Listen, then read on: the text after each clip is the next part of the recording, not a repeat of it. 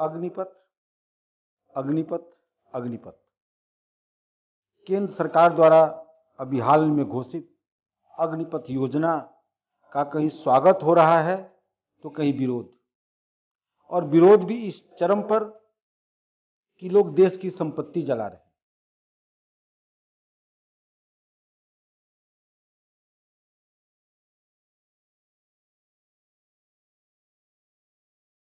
अब आइए जानते हैं अग्निपथ क्या है और विरोध करने वालों का तर्क क्या है। आर्मी के लिए सब लड़का 4 साल के लिए जो होगा, थोड़ी इतना लड़का सब तैयारी कर रहा है। 3 साल ले ये नियम लगा हुआ है, कोई वैकेंसी नहीं है, चारों तरफ से प्रतिबंध है। बेरोजगार आदमी कहाँ जाएगा? सड़क पर ही जाएगा तो कहाँ जाएगा? अग्निपथ योजना 17 साल की उम्र से लेकर 23 साल की उम्र तक के बच्चों के लिए है। 23 साल इस साल के इनागुरल को कह लीजिए, नहीं तो 17 से 21 साल की योजना है, यानी 4 साल आपको सेना में नौकरी करने का सरकार मौका दे रही है, और इसके बदले में लगभग 21 लाख रुपए आप कुल पा रहे हैं रिटायरमेंट बेनिफिट लेकर। इसका विरोध करने वालों का कहना है कि केवल 4 साल में क्या होगा, हमें तो परमानेंट नौकरी चाहिए, ये योजना बेकार है। आखिरी उम्मीद कहते हैं नौजवानों का कि हमको सर्वोच्च बलिदान देने का मौका मिलेगा, सेना में सेवा करने का मौका मिलेगा, और बहुत कुछ निर्भर करता है साहब। मैं बहुत सारी चीज़ें बोलना नहीं चाहता हूँ। नहीं होगा ना आर्मी में भर्ती तो ब्याह नहीं होता है, आप जान लीजिए ये बात। और 4 साल में रिटायर होकर के आ जाएगा तो कौन ब्याह करेगा जी? ये बहुत बुनियादी सवाल है, समझिए इस बात को। एक लड़का सिर्फ नहीं जाता है आर्मी का नौकरी करने के लिए, पूरा का पूरा परिवार, पूरा का पूरा गांव उससे सम्मानित होता है। अगर ऐसा नहीं होता तो क्यों शहीदों का जो है गेट बनाया जाता है? ये हमारा एक व्यक्तिगत पेन है साहब, इसीलिए हम लोगों को दुख हो रहा है।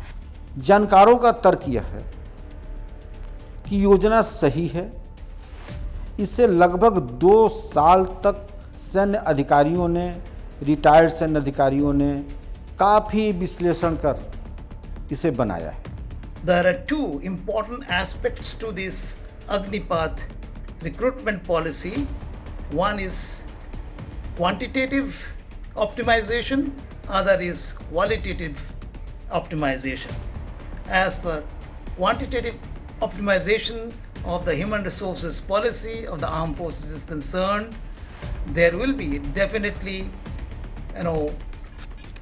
sort of improvement in the profile of youth profile of the serving people, because you are going to induct people in large numbers between 17 and a half to 21 years. The other aspect is that these people would get absorbed in the civil street, in various government agencies and industry, public undertakings, private undertakings, because they are all well qualified people with a lot of skills and who would have imbibed the values of the military training and the trades. I'm sure the present leadership in the armed forces, the 3 chiefs and the seniors in the armed forces have studied the issue very thoroughly, and I have full confidence that they would have ensured that this new policy is going to actually increase the efficacy, efficiency and operational capability of the armed forces. 17 साल से लेकर 21 साल तक की उम्र में हम करते क्या हैं? अगर हम पढ़ने में तेज हैं तो हम डॉक्टर बनेंगे, पायलट बनेंगे, इंजीनियर बनेंगे, या देश निर्माण के दूसरे ही क्षेत्रों में हम पढ़ेंगे, लिखेंगे, जाएंगे। 130 करोड़ की आबादी वाले देश में बेरोजगारी की संख्या आज आकाश छू रही है। सारे लोग इंजीनियर, डॉक्टर, विश्लेषक, गवेषक नहीं बन सकते हैं। ये मौका है कि अगर हम कक्षा 10 पास करके उतने पढ़ने में तेज नहीं हैं, हमें उसके बाद ही नौकरी की तलाश है, तो ये उसके लिए एक सुनहरा अवसर। 17 साल की उम्र से लेकर 21 साल की उम्र तक 4 साल में हम 21 लाख रुपए पाएंगे। हर 4 व्यक्ति में एक व्यक्ति आर्मी में परमानेंट नौकरी पाएगा। जो 3 बचेंगे उन्हें अर्धसैनिक बलों की नौकरी में वरीयता दी जाएगी। और कुछ भी नहीं हुआ तो हम 21 साल की उम्र में ही स्वरोजगार हो गए, हम बेरोजगार नहीं रहे, क्योंकि हम 21 लाख रुपए लेकर के लौट रहे हैं। अब इसका विरोध हो रहा है, कहा जा रहा है कि इसमें क्यों जाएं हम, ये योजना बेकार है, ये योजना पॉलिटिकल मोटिवेटेड है। इस देश में घोषित होने वाली 100 योजनाओं में बहुत सारी योजनाएं पॉलिटिकल मोटिवेटेड होती हैं, हम उसमें नहीं जाना चाहते। जहां पर बेरोजगारी चरम पर है, जो बच्चा क्लास 10 पास करके कुछ नहीं कर पा रहा है, जहां पर कि सिविक वॉलंटियर 300 रुपये प्रतिदिन की नौकरी के लिए लाखों की कतार लगती है, जहां पर आर्मी में भर्ती होने के लिए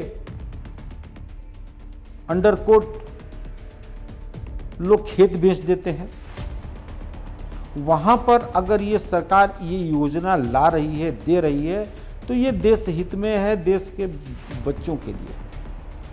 अब कहा जा रहा है कि 4 साल के बाद वो जुआ जो रिटायर होकर आएगा वो तो आतंकवादी बन जाएगा। यह भारतीय सेना का अपमान है ऐसा कहना, क्योंकि सेना में ऐसा सब कुछ देश के लिए सिखाया जाता है कि देश के लिए लोग मर मिटते हैं, इसके उल्टे कहा जा रहा है। विरोध करने वाले अपने देश की संपत्ति जला रहे हैं। वह किसी मोदी राजनाथ जी की संपत्ति नहीं है, वह इस देश की संपत्ति है। रेलों को जलाया जा रहा है, पॉलिटिकली मोटिवेटेड हैं, उनको बरगलाया जा रहा है। उन्हें ये कोई नहीं सिखा रहा है कि अगर मान लीजिए कि अग्निपथ योजना को सरकार ने वापस ले लिया, नुकसान किसका होगा? नुकसान उन बेरोजगारों का होगा, उन गरीबों का होगा, जिनके माँ बाप ने एक सपने देखे अपने बच्चे के लिए, उस सपनों पर हम बुलडोजर चला दे रहे हैं। अब आइए जानते हैं कि ये 4 साल में हमें क्या इस योजना से मिलने वाला है। 4 साल की नौकरी में कुल 23,43,160 रुपये मिलेंगे, जिसमें हर महीने की सैलरी के अलावा रिटायरमेंट फंड भी शामिल है। पहले साल में कुछ आंकड़े हैं, दूसरे साल में है, यानी कुल मिलाकर के 4 साल में 23,43,160 रुपये मिलने का मौका है। 21 से 24 की आयु में अग्निवीर कार्यमुक्त हो जाएंगे, लेकिन इस उम्र में एकमुश्त सरकार की तरफ से उन्हें 11,72,160 रुपये रिटायरमेंट के समय मिलेंगे। इसमें कोई इनकम टैक्स नहीं देना पड़ेगा। बड़ी कंपनियों में, सेना में, अर्धसैनिक बलों में रिटायरमेंट के बाद नौकरी की सुविधा मिलेगी। इसमें अगर कोई शहीद हो गया तो उसके परिवार को 1 करोड़ रुपए की राशि सरकार देने जा रही है। अब हम इसका विरोध क्यों कर रहे हैं? कोई तो तर्क होगा। क्या सरकारी नौकरी लाइन लगा करके मिल जाती है? क्या सेना में, अर्धसैनिक बल में, पुलिस में, इवन हम सेल्समैन की नौकरी भी जब ढूंढते हैं तो 8,000-7,000 रुपये में सेल्समैन एक जुआ बनता है। और जब सरकार उसे ऑप्शन दे रही है तो हम उसका विरोध कर रहे हैं। सबसे जो खतरनाक बात हो रही है तो देश की संपत्ति जलाई जा रही है, देश को का नुकसान हो रहा है। एक ट्रेन की कीमत लगभग 60 करोड़ रुपए है, कई ट्रेनों को फूंक दिया गया। यह इस देश की जनता को ही देना पड़ेगा। अब हमारा निवेदन यह है कि आप आंदोलन कीजिए, अपनी बातें मनवाइए, पर सरकारी संपत्ति को जला करके नहीं, बातचीत के माध्यम से हर समस्या का समाधान हो सकता है। ये समस्या का समाधान ही बातचीत से कीजिए, सरकारी संपत्ति को कृपया मत जलाइए। इस निवेदन के साथ ही आप सभी को बहुत बहुत धन्यवाद।